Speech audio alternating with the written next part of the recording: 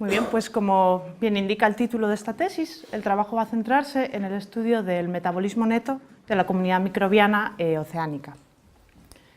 Los llamados microorganismos o microbios abarcan diferentes grupos de organismos, desde las bacterias y las arqueas hasta los hongos o los protistas, tanto los autótrofos como los heterótrofos. Estos organismos se encuentran presentes en la mayor parte de los ecosistemas terrestres en los que interaccionan con el medio a través de sus procesos metabólicos. Debido a esta interacción, los microorganismos forman parte importante de la mayoría de los ciclos biogeoquímicos de los elementos, ya que a través de estos procesos metabólicos afectan no solo a la concentración, sino a la forma en que los elementos se encuentran en el medio. La presencia de estos microorganismos en los ciclos de los elementos en ocasiones es importante debido a que son los únicos que realizan ciertos procesos, como pueden ser la fijación del nitrógeno o la oxidación de ciertos compuestos de azufre. En otras ocasiones, su importancia radica en su enorme abundancia o en su ubicuidad. Un buen ejemplo de esto último es la superficie del océano, en el que la comunidad microbiana media diferentes procesos que forman parte de la mayor parte de los ciclos de los elementos. De los procesos metabólicos en los que participa la comunidad microbiana oceánica, los más importantes por su universalidad son la fotosíntesis y la respiración. A través de estos procesos, la comunidad microbiana, indicada con el círculo naranja, contribuye en parte a la cantidad de materia que es transportada a los sedimentos oceánicos, también contribuye a la cantidad de materia que es transferida a otras escalas tróficas del océano, o incluso en el intercambio que tiene el océano con la atmósfera. Del balance de estos dos procesos, la fotosíntesis y la respiración, resulta la producción neta de la comunidad. Según sea esta producción neta de la comunidad, es lo que determina la cantidad de carbono que puede ser transferido desde esta comunidad microbiana a otras escalas tróficas o a otras áreas del sistema. Según sea esta producción neta del carbono positiva, es decir, la fotosíntesis es mayor que la respiración, el metabolismo neto de la comunidad microbiana sería autotrófico. En el caso de que sea la producción neta negativa, es decir, la respiración es mayor que la producción, el metabolismo neto se considera heterotrófico. Cuando ambos procesos están en equilibrio, la producción neta es cero y por lo tanto el metabolismo neto es balanceado. Por lo tanto, para determinar los flujos de materia mediados por esta comunidad microbiana oceánica, necesitamos estimar la producción neta de la comunidad y por lo tanto conocer tanto los procesos de fotosíntesis, es decir, la producción primaria bruta, como la respiración. En la historia reciente de la oceanografía se han hecho importantes avances en las medidas de producción primaria bruta. Bueno, en este caso el mapa indica la producción primaria neta, pudiéndose incluso representar mapas de patrones generales, como este que indicamos aquí, a partir de datos de satélite. Lo ideal sería poder obtener mapas similares de la producción neta de la comunidad. Sin embargo, como hemos dicho, esto requiere no solo la estimación de la producción primaria, sino también de la respiración. Sin embargo, en la actualidad existe un enorme desfase entre el número de datos disponibles que hay de producción primaria oceánica y de respiración. En esta figura, obtenida del Giorgio y Williams de un trabajo del 2005, puede verse cómo el número de datos frente al año en el que se obtuvieron, ya a mitad del siglo XX se produjo un incremento muy notable del número de datos disponibles de producción oceánica, en gran parte debido a que se puso a punto la técnica del carbono 14. Sin embargo, no fue hasta final de este mismo siglo cuando empezaron a repuntar el número de datos que había de respiración, por lo que actualmente existe un enorme desfase en el número de datos que hay de cada una de las tasas, llegando el de producción a 250.000 datos disponibles y el de respiración apenas a 5.000. Este enorme desfase dificulta poder obtener patrones generales globales, como los que hemos visto para la producción primaria, para la producción neta de la comunidad. Este problema es aún más acuciante en los giros oligotróficos, que son estas regiones indicadas con los círculos naranjas, que son regiones de difícil acceso por la enorme distancia que hay desde la costa y que están caracterizados por muy bajas tasas de producción primaria. Debido a su enorme extensión, estos giros aportan al total de la fotosíntesis del océano casi un 30%, por lo que sería muy importante cuantificar el balance metabólico en estas áreas para poder estimar el balance global de todo el océano. Además de la falta de datos mencionada, el problema que tenemos en estas regiones oligotróficas es que los datos de los que se dispone de producción neta no concuerdan cuando son estimados con diferentes metodologías. Tradicionalmente, las tasas de producción neta de la comunidad se han estimado con las llamadas medidas in vitro. Para realizar estas medidas lo que se hace es tomar la muestra de agua e incubarla en unas botellas de vidrio durante un número determinado de horas. Existen otro tipo de medidas, las llamadas aproximaciones biogeoquímicas, que lo que hacen es medir el cambio en la composición química del agua de mar producido por la actividad biótica. Por lo tanto, a partir de ello se pueden estimar las tasas metabólicas. En estos dos mapas que vemos aquí está representada a la izquierda la localización de los estudios encontrados en la bibliografía que estimaron el metabolismo neto oceánico a partir de medidas in vitro, y a la derecha aquellos que lo estimaron a partir de aproximaciones biogeoquímicas. En ambos casos, el color verde indica que los estudios encontraron metabolismo neto autotrófico, el color rojo indica que encontraron que era heterotrófico y el negro que era balanceado. La línea discontinua con verde y negro significa que en este área se encontraron los dos tipos de metabolismo. Lo que se ve claramente es que cuando se utilizan estimaciones in vitro, la mayor parte de los estudios encuentran que el metabolismo neto oceánico es heterotrófico. Sin embargo, cuando se utilizan aproximaciones biogeoquímicas, la mayor parte de las estimaciones encuentran que el metabolismo neto es balanceado o ligeramente autotrófico. Esta discrepancia en parte se ha atribuido a la diferencia que hay en la escala espacial y temporal entre las dos aproximaciones, debido a que las medidas in vitro son puntuales en el espacio y de corta escala temporal, mientras que las aproximaciones biogeoquímicas abarcan áreas más grandes y la escala temporal es mucho más larga, aunque indefinida. A partir de esto, y también para poder acabar con esta discrepancia, se ha propuesto que sería importante conocer qué factores son los que están modulando la variabilidad de la producción neta, de forma que si estos factores son más fáciles de estimar, podrían estimarse y deducirse a partir de ellos los patrones de la producción neta, del metabolismo neto del océano. Sin embargo, también a este respecto hay discrepancia, ya que hay trabajos que han encontrado una fuerte relación entre los factores que determinan la producción primaria bruta, como es la disponibilidad de nutrientes, y la producción neta, de lo que se ha deducido que puede deducirse y predecirse la producción neta únicamente a partir de la producción bruta. Sin embargo, hay otros trabajos que han encontrado que otros factores también influyen a estos patrones de variabilidad, como pueden ser la estructura de la comunidad o las tasas de respiración. Entonces, ante este panorama de incertidumbre ante el metabolismo neto oceánico, para este trabajo se han propuesto tres hipótesis principales. La primera de las hipótesis hace referencia a esto que acabo de comentar, a poder encontrar los factores que modulan la variabilidad de la producción neta de la comunidad. Lo que se propone para este trabajo es que esta variabilidad no puede deducirse solo a partir de la producción primaria bruta, sino que la respiración también está influyendo en esta variación de la producción neta. De esta primera hipótesis puede deducirse una segunda, ya que si la respiración está influyendo estos patrones de variabilidad de la producción neta, encontraríamos que en las regiones oligotróficas, a medida que nos alejamos de la fuente principal de materia orgánica, el metabolismo neto se haría balanceado. En el caso del giro subtropical, esto ocurriría en el centro del giro. Y la tercera de las hipótesis plantea que si se estima el metabolismo neto oceánico con medidas in vitro con una adecuada escala espacial y temporal, podrían aproximarse los resultados obtenidos con estas medidas a los encontrados con aproximaciones biogeoquímicas. Para estudiar estas tres hipótesis se planteó una campaña oceanográfica dentro del proyecto Carpos que se llevó a cabo en octubre-noviembre del 2006 en el giro subtropical del Atlántico Norte. Esta campaña estuvo dividida en dos fases, la primera de las cuales está indicada en el mapa con las estrellas rojas. Consistió en un transecto longitudinal de 7 estaciones a medida que nos alejábamos del borde este del giro, ya que es la zona más cercana a la fuente principal de materia orgánica, que son los sistemas costeros. Con este transecto se pretendía abordar la primera y la segunda hipótesis, al buscar un gradiente oligotrófico que podría corresponderse con el gradiente propuesto en la segunda hipótesis del metabolismo neto. Y por otro lado, estudiando esta variabilidad, podríamos ver qué factores la están influyendo. La segunda fase de la campaña consistió en dos estudios lagrangianos, indicados con las flechas azules, en los que se intentaba abordar el estudio del metabolismo neto con una adecuada escala temporal, ya que estos estudios permiten el seguimiento de una misma masa de agua y por lo tanto poder estudiar la variabilidad de la producción neta en un periodo más largo, en este caso una semana.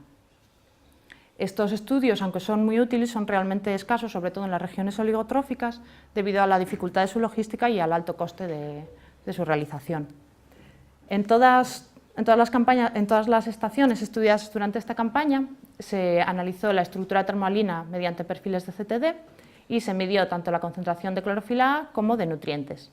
Asimismo, se estimaron las tasas metabólicas de producción primaria bruta, respiración de la comunidad y producción neta de la comunidad, que de ahora en adelante indicaremos con estas siglas. Para estimar estas tasas metabólicas se empleó las llamadas medidas in vitro que hemos mencionado. Para realizar estas medidas se toman 12 muestras de cada profundidad, 4 de ellas se fija su concentración de oxígeno disuelto en el tiempo inicial y el resto se incuban, en nuestro caso, 24 horas. 4 de ellas se incuban a oscuridad, indicadas aquí en gris, y 4 de ellas se incuban con luz, similar a la que tenían en la profundidad en la que se muestrearon. Después de la incubación se fija su concentración de oxígeno y, midiendo la producción y consumo de oxígeno disuelto, podemos estimar las tasas de respiración de la comunidad, de producción primaria bruta y de producción neta de la comunidad. En un principio se propuso acompañar estas medidas por medidas de la respiración bacteriana, que fueran realizadas de forma similar y simultánea a las de producción neta, ya que en estas regiones oligotróficas se ha propuesto que las bacterias contribuyen entre un 70 y un 90% a la respiración total de la comunidad. Para ello se realizaron medidas con incubaciones similares a las realizadas para la respiración de la comunidad, pero incubando el agua prefiltrada, pasada por filtros de una micra, de forma que el agua que se tomaba en las muestras y que era incubada contenía a la fracción de la comunidad microbiana menor de ese tamaño, menor de una micra, por lo tanto, donde son mayoritarias las bacterias, la comunidad bacteriana. Sin embargo, en la bibliografía se ha mencionado que este tipo de medidas con prefiltración puede producir medidas de respiración bacteriana erróneas debido al fraccionamiento de la comunidad o a los cambios en la disponibilidad de nutrientes en el agua que es incubada. Por ello se realizó un estudio comparativo en el que se realizaron estimaciones de la respiración bacteriana con el método que acabamos de explicar y con otro método, utilizando el llamado ETS in vivo, que lo que mide es la actividad enzimática de la cadena transportadora de electrones, que permite estimar las tasas de respiración con incubaciones más cortas y sin utilizar prefiltración. Con estos dos métodos se calculó la contribución de la comunidad bacteriana al total de la respiración en dos tipos de sistemas, mesotróficos y oligotróficos. En esta figura podemos ver los resultados de este estudio comparativo. A la izquierda podemos ver los datos para los sistemas mesotróficos y a la derecha, en verde, para los sistemas oligotróficos. Lo que está representado son los histogramas de frecuencias de los valores de contribución bacteriana al total de la respiración. En la parte superior para las medidas con prefiltración y en la parte inferior para las medidas sin prefiltración. La cifra recuadrada es el promedio de todos los datos disponibles para cada caso. Lo que puede verse es que cuando no se emplea prefiltración, la contribución de la comunidad bacteriana es similar en ambos sistemas y próxima al 30%. Sin embargo, cuando utilizamos medidas con prefiltración, esta contribución es mayor, sobre todo en los sistemas oligotróficos, en los que se producen medidas imposibles de 400 o 500% del total de la respiración de la comunidad. Por lo que de este estudio dedujimos que el uso de la prefiltración y largas incubaciones produce una sobreestimación en las tasas de respiración bacteriana, principalmente en las regiones oligotróficas debido al gran acoplamiento que hay en la comunidad microbiana de estos sistemas. Por ello se descartó el empleo de estas medidas simultáneas a las de la producción neta y se centró el estudio en el análisis del metabolismo neto oceánico. Como hemos dicho anteriormente, para abarcar las dos primeras hipótesis se realizó un transecto longitudinal de 7 estaciones equidistantes que vemos aquí situadas, superpuestas a la concentración de clorofila medida por satélite en el momento que se realizó la campaña.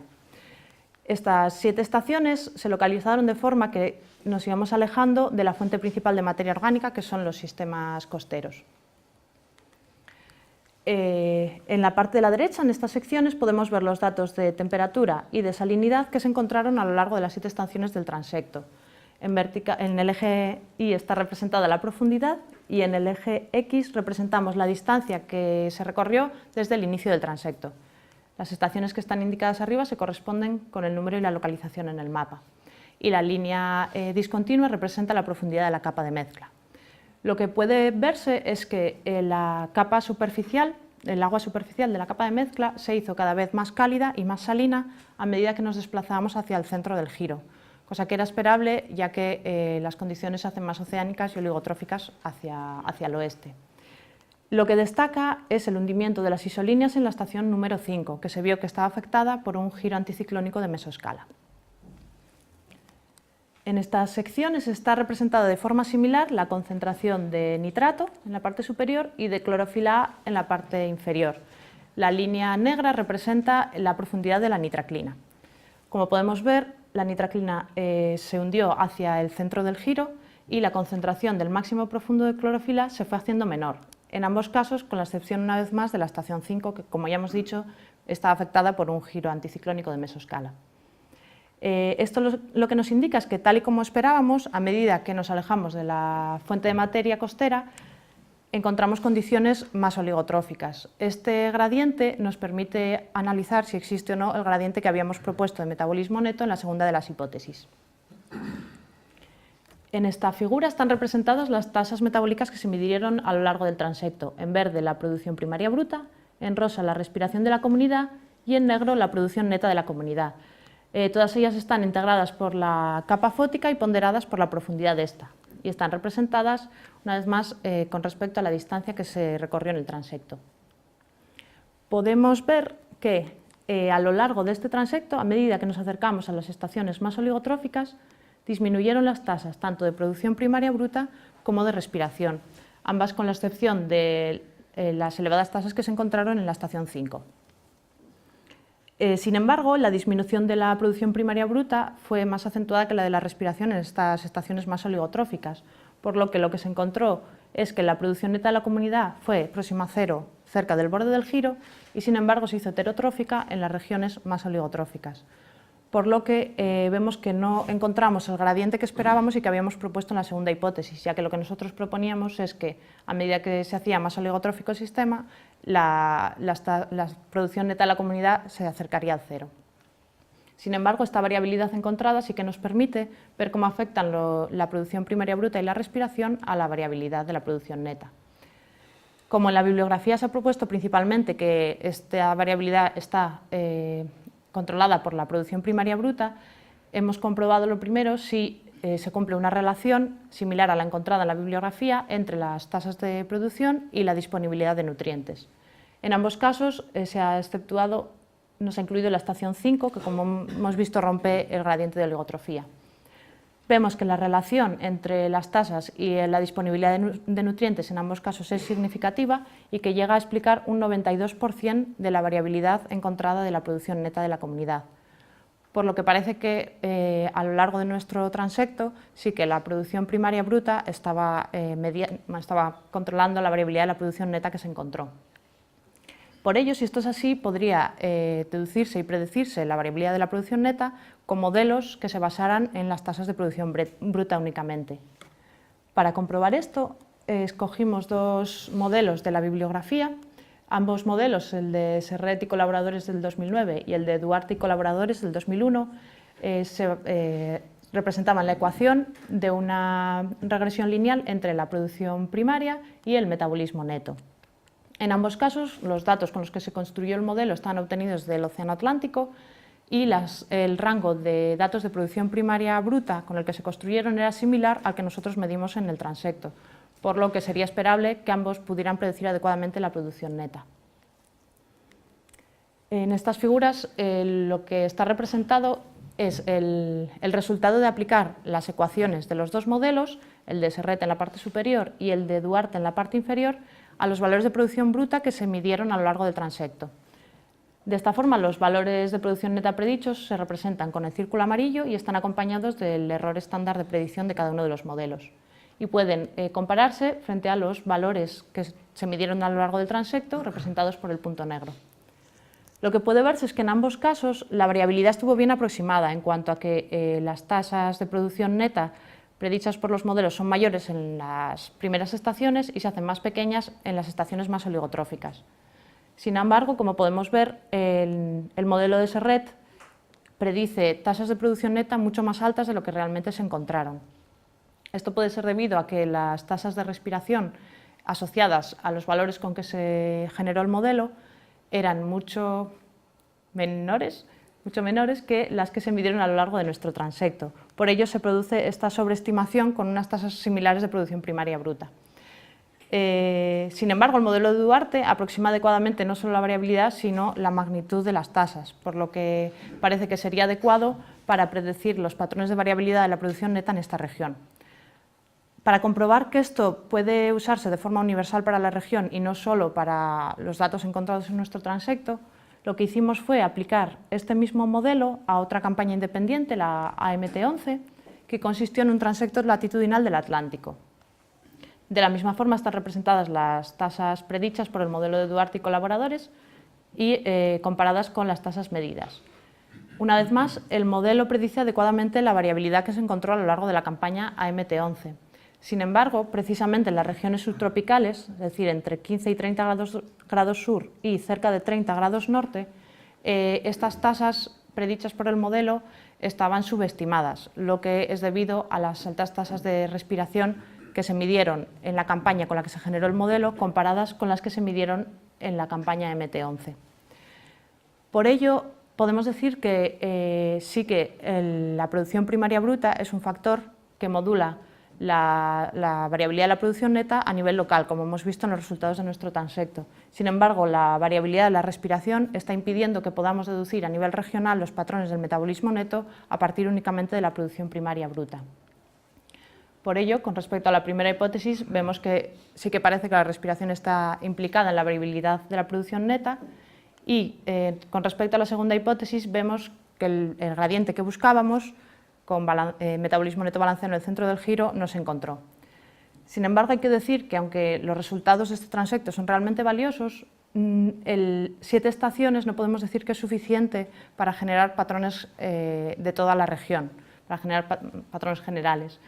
Por lo que se intentó completar la cobertura espacial de esta región recopilando datos de producción neta de la comunidad comprendidos entre 15 y 40 grados oeste y entre 20 y 36 grados norte, de forma que estuvieran comprendidos en la región este del giro subtropical del Atlántico Norte. Para recopilar estos datos se tomaron los que estaban comprendidos en la base de datos de Carol Robinson para un trabajo del 2008, se ampliaron con los datos de la campaña de Carpos y con otros datos de campañas que ha realizado el grupo desde entonces.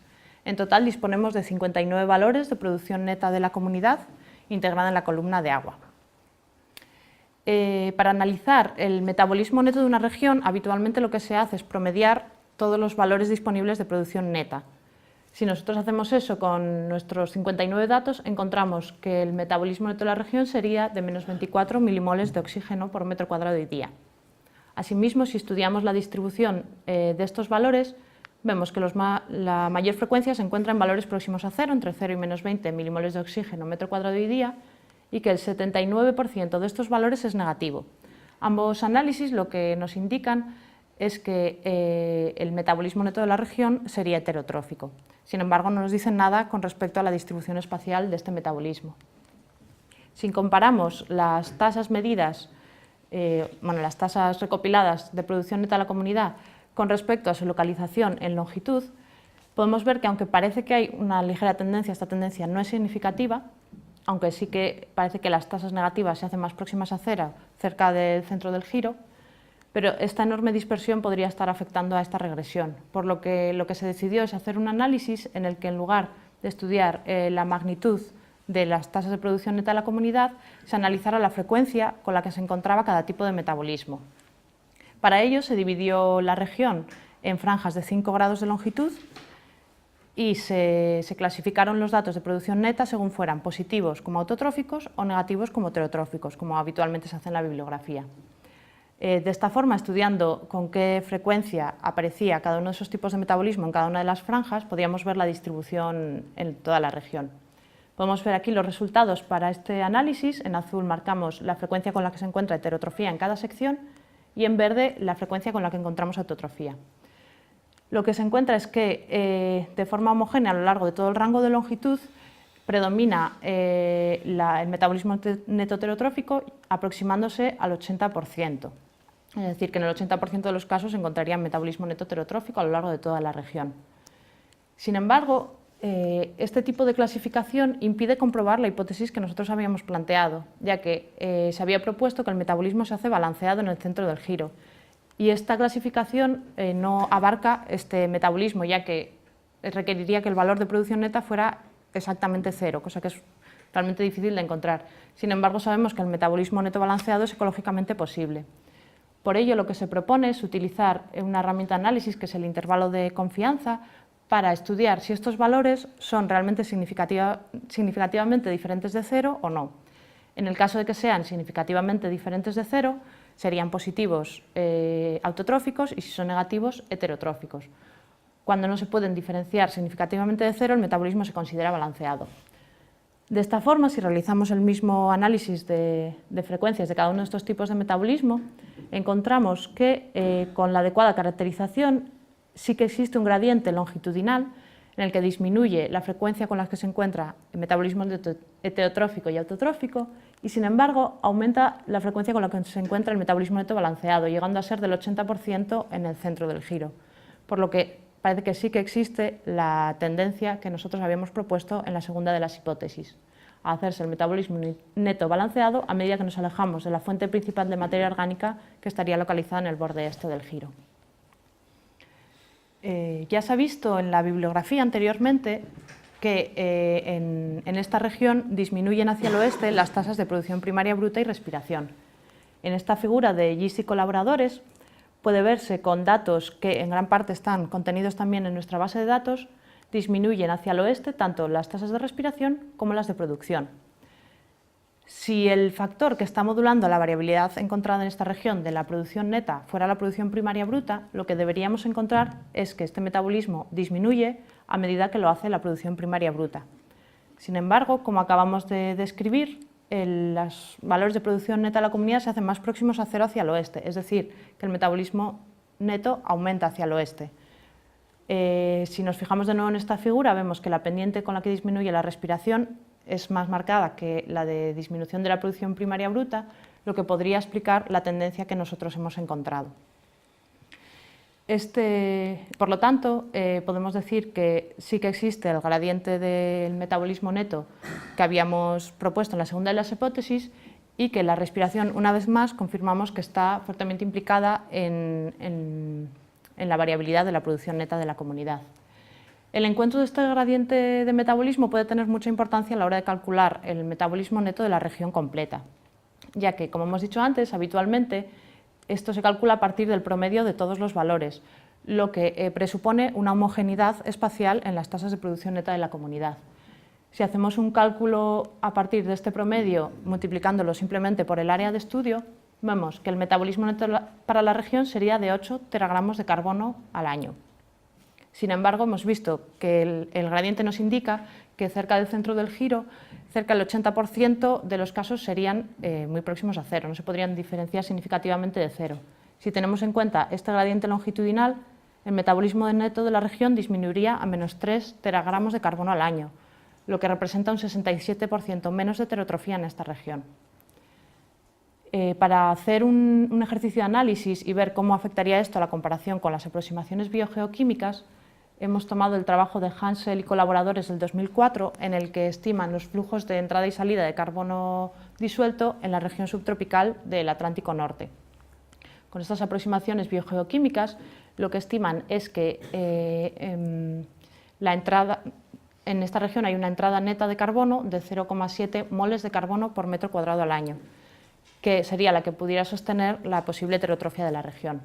Sin embargo, en el propio trabajo, comparan esto con las aproximaciones in vitro que había disponibles en ese momento de la región y se ve que con estas aproximaciones se obtiene un metabolismo neto, una demanda de carbono de 25 moles de carbono por metro cuadrado al año, lo que es 2 órdenes de magnitud mayor que la entrada estimada con aproximaciones biogeoquímicas, lo que sería insostenible. Sin embargo, si a este cálculo en el que se ha presupuesto una homogeneidad espacial aplicamos la disminución del 67% que hemos visto que puede llegar a ser debido al gradiente encontrado, la demanda de carbono se encuentra que disminuye hasta 8 moles de carbono por metro cuadrado al año, que está mucho más próxima a la entrada calculada por las aproximaciones biogeoquímicas. Hay que decir que estos dos estigmas no tendrían por qué coincidir porque los cálculos de Hansel están hechos para toda la región del giro y nosotros hemos estudiado la distribución espacial únicamente de la parte este, por lo que habría que caracterizar la variabilidad espacial de toda la región para poder hacer una comparación más precisa entre las dos estimaciones. Aún así, vemos que con una adecuada cobertura espacial, una adecuada escala espacial con las medidas in vitro puede aproximarse a las estimaciones encontradas con las medidas biogeoquímicas. Sin embargo, además de la escala espacial, hemos visto que hay una enorme diferencia en la escala temporal entre los dos tipos de aproximaciones. Las medidas in vitro, además de ser puntuales en el espacio, se hacen en 24 horas, es decir, son una escala horaria o diaria, lo cual es muy apropiado para las tasas para las poblaciones de la comunidad microbiana, ya que se ajusta a sus tasas de recambio. Sin embargo, como suelen ser medidas puntuales, esto impide estudiar cómo varía el metabolismo neto de las comunidades en un periodo de tiempo más largo y, por lo tanto, hace complicado comparar estas estimaciones con las medidas biogeoquímicas que tienen escalas temporales de semanas o incluso de meses. Por ello se diseñó los estudios lagrangianos que tuvieron lugar en la campaña. Como vemos en el mapa, uno estuvo localizado, el lagrangiano 2, cerca del borde del giro y el lagrangiano 1 más cerca del centro del giro oligotrófico. Ambos lagrangianos duraron una semana y en ellos se estimó diariamente la producción neta de la comunidad, de forma que pudiera obtenerse la variabilidad a lo largo de todo el tiempo de estudio. El seguimiento de la masa de agua elegida para estos estudios lagrangianos se realizó con una boya lagrangiana que podemos ver fondeada en la foto superior, que disponía de una vela localizada en la profundidad de la capa de mezcla. En la línea de fondeo había fluorómetros, oxímetros, termistores y salinómetros para caracterizar la columna de agua y sobre la vela se colocó un correntímetro Doppler que permitiría controlar el posible desvío de la boya con respecto a la masa de agua en seguimiento. Previamente a cada uno de los estudios lagrangianos se realizó una caracterización del área en la que iba a localizarse el estudio mediante un estudio de mesoscala de 100 por 100 kilómetros. En este área se caracterizó la estructura termalina y el campo de corrientes, de forma que se localizó el inicio de cada estudio indicado con las estrellas azules para que el desplazamiento de la boya fuera el menor posible. En estas áreas está representada la temperatura superficial que se caracterizó en cada una de estas mesoscalas y la trayectoria que siguió la boya y la localización de las estaciones que se hicieron siguiendo la trayectoria de la boya lagrangiana. Las cruces blancas representan las estaciones en las que se midieron las tasas metabólicas. El desplazamiento en el lagrangiano 1 fue de 5 kilómetros por día en promedio y en el lagrangiano 2 fue apenas de 9 kilómetros al día, por lo que el desplazamiento fue pequeño tal y como se pretendía y no se salió de la región caracterizada. Para la estimación de las tasas metabólicas se realizaron incubaciones in situ. Para ello se utilizó una boya de incubación que era independiente a la boya lagrangiana, en la que se colocaron unas bandejas, que podemos ver aquí, que se colocaron en la profundidad correspondiente a aquella en la que se había tomado las muestras. Las incubaciones de esta forma duraron 24 horas y cada día se colocaba la boya con las incubaciones a menos de 250 metros de la boya lagrangiana. Los resultados de estos estudios podemos verlos aquí a la izquierda, la temperatura a lo largo de cada uno de los lagrangianos y a la derecha la salinidad, en la parte superior el lagrangiano 1 y en la parte inferior el lagrangiano 2. Una vez más está representado en el eje vertical la profundidad y en el eje horizontal, en este caso, se representa el tiempo transcurrido desde el inicio de cada experimento. Lo que puede verse es que en los dos experimentos la columna de agua estuvo fuertemente estratificada y la capa superficial presentó altas temperaturas y salinidad, típico de condiciones oceánicas. La variabilidad encontrada a lo largo de cada uno de los estudios fue muy pequeña. De la misma forma están representadas aquí la concentración de nitrato y nitrito y de clorofila A. La línea negra representa la profundidad de la nitraclina. Puede verse que la nitraclina se localizó siempre por debajo del máximo profundo de clorofila que este máximo coincidió con el 1% de luz, por lo que indicaría que la concentración en la capa fótica fue menor a 1 milimol por metro cúbico de nitrato y nitrito a lo largo de los dos estudios. Una vez más, vemos que la variabilidad a lo largo de ambos estudios fue muy pequeña. En estas figuras están representadas las tasas de producción primaria bruta en verde y de respiración de la comunidad en rosa, ambas integradas por la capa fótica y ponderadas por su profundidad, y igualmente a los datos anteriores representadas frente al tiempo transcurrido desde el inicio de cada experimento. Lo que puede verse es que en los dos estudios las tasas fueron muy próximas a cero y que, aunque se aprecian ligeras variaciones, puede verse, al compararlos con el promedio de cada estudio, que es estas líneas que acaban de aparecer, vemos que en ningún caso las tasas medidas fueron significativamente diferentes al promedio de cada uno de los estudios. Es decir, presentaron muy poca variabilidad, lo cual se corresponde con la poca variabilidad encontrada en la estructura termalina y en la concentración de nitratos y de clorofila. En estas figuras están representadas las tasas de producción neta de la comunidad. A la izquierda se han representado como habitualmente se hace en la bibliografía, es decir, acompañadas de su error estándar propagado. Y a la derecha, como hemos visto en el análisis anterior, que el cálculo del intervalo de confianza es una herramienta muy útil para caracterizar adecuadamente el metabolismo neto, hemos utilizado la misma herramienta para analizar la variabilidad de las tasas de producción neta de la comunidad a lo largo de ambos estudios. Por ello, en esta parte de la derecha está representado el intervalo de confianza de cada una de las tasas con la franja azul. Lo que se vio es que si analizamos la variabilidad del metabolismo neto tal y como se suele hacer en la bibliografía, es decir, catalogando como positivo metabolismo neto autotrófico y negativo metabolismo neto heterotrófico, se encuentra que en el 75% de los días estudiados el metabolismo neto fue heterotrófico. Sin embargo, cuando utilizamos el análisis del intervalo de confianza, podemos ver que únicamente en 2 ocasiones, un día de cada estudio lagrangiano, las tasas de producción neta fueron significativamente diferentes de cero, y en ambos casos negativas, por lo que solo en el 17% de los casos el metabolismo neto fue significativamente heterotrófico. El resto de los días no se diferencia de cero, por lo que se considera metabolismo neto balanceado.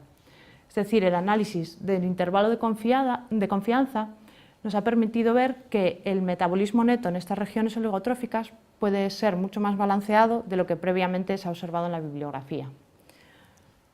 Asimismo, gracias al diseño lagrangiano, hemos visto que este metabolismo neto puede perdurar en tiempos de al menos una semana, lo cual se aproxima a las estimaciones de metabolismo neto balanceado que se encuentran con aproximaciones biogeoquímicas. Por lo tanto, una vez más, vemos que con la adecuada escala temporal, antes lo vimos con la espacial, podrían reconciliarse la caracterización del metabolismo neto de los giros oligotróficos medidos con los dos tipos de estimas, las in vitro y las biogeoquímicas.